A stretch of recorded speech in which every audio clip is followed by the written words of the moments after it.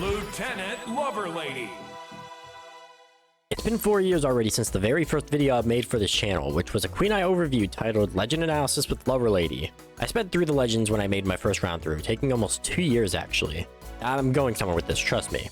I then decided I would slap the redone title onto an analysis and do a more thorough overview, since the videos I made 3 to 4 years ago just aren't the highest quality.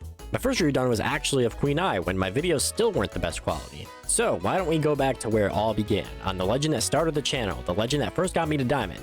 The legend so many people hate because of her low speed, obnoxious signatures, and I'm really dragging it on at this point, aren't I? Queen Eye is one of the first 8 legends introduced into the game, next to all these other weirdos. We have the half-bear Viking, cowgirl, mystery spaceman, alien tyrant, literal caveman, a half-demon ninja, and a knight, plainly put. You couldn't create a Brawlhalla 2 without these goofballs, especially Queen Eye. She's had such an impact on the game's history, whether you'd like to believe it or not, and she seems to remain as one of my all-time favorites to play. Not because she's easy to spam with or because I like the design, not that both of those don't stand true, but because she's genuinely fun to mess around with for all sorts of reasons regarding how she was made, which we'll dive into closer to the end of the video, but let's hop into the signatures, shall we? Let's start with her spear game, since I personally think they stick out more. Spear and Sig is a really good one, in a unique sort of way. I actually think it's her best signature for offensive play, and it goes true with spear downlight, but if you manage to dodge upwards, you can just barely dodge the gravity cancel in Sig. It's the only signature in the game I can imagine has this mechanic, and really I'm not sure whether BMG wants this combo to be true or not, but just pray your enemy doesn't know about it. Otherwise, it's great for killing, not so great for team combo potential. Spear side sig is unfortunately her worst spear signature, but packs the most force out of them. You could argue it's tied with insig on force, but I'd like to think it has more personally. I would hope so anyways. The only trick I have to hitting this one is expecting your opponent to be offensive. I wouldn't try to be offensive with it since it leaves you decently vulnerable. It's not bad by any means, of course, at least not her worst sig in her entire kit. Spear down sig is the monstrosity that gives gold players nightmares. At least it used to before Great Sword and Boots released.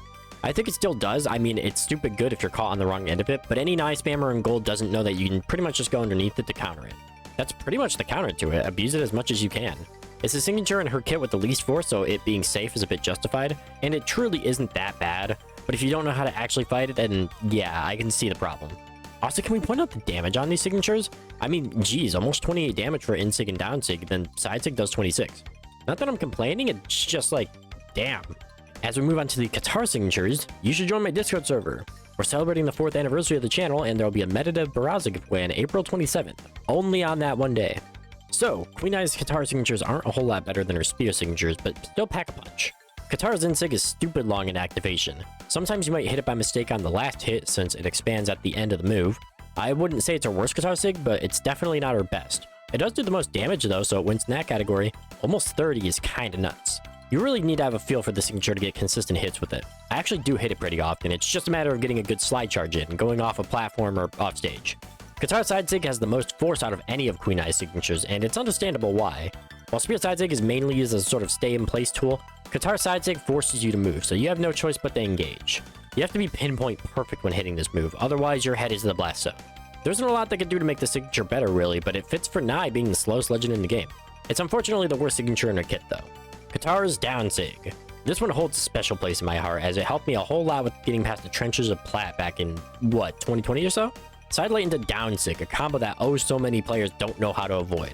It's really simple to dodge, I just think Queen Eye's Jaguar magic is getting in the way for this one. It actually has the least force for guitar signatures, and understandably why.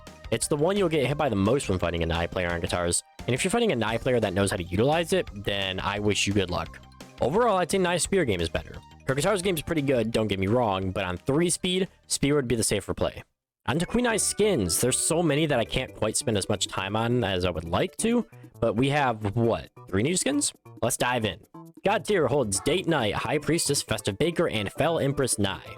If you're new to the channel, then you should know that Date Night Nye is what people recognize me for the most, specifically on Reddit. Date Night Nye is probably one of my favorite skins in Brawlhalla to this day. They couldn't have created a skin that looks so fantastic on any other legend. The jacket over the red dress, the skull belt, the heart glasses. There's so much more that I'd love to say, but we'd best get a move on. High Priestess and Festive Baker are amazing in terms of how well they do the theme, and Festive Baker's spear is amazing. Then Fell Empress Nye. May just be recency bias, but it has some of the best color swaps for Queen Eye skins. Check some of them out here. Pretty good tier has Get Ready, Default, Winged Serpent, Nidhogg, Lady of the Dead, Galaxy X, Secret Nye, and Oscar. All of them are truly fantastic, really. I know people don't like Winged Serpent, but I do a whole lot. Each do their themes amazingly, not a single one really repeats it. And while Asuka's a strange one for sure, the signature effects and color swaps are super nice. It used to be what I ran for some time. Average tier holds only Empress Nai. I see the theme they're going for, and it's nice, just not quite up my alley. Then in mid tier, we have Snake Charmer, Snake Goddess, and Tomb Tamer Nai.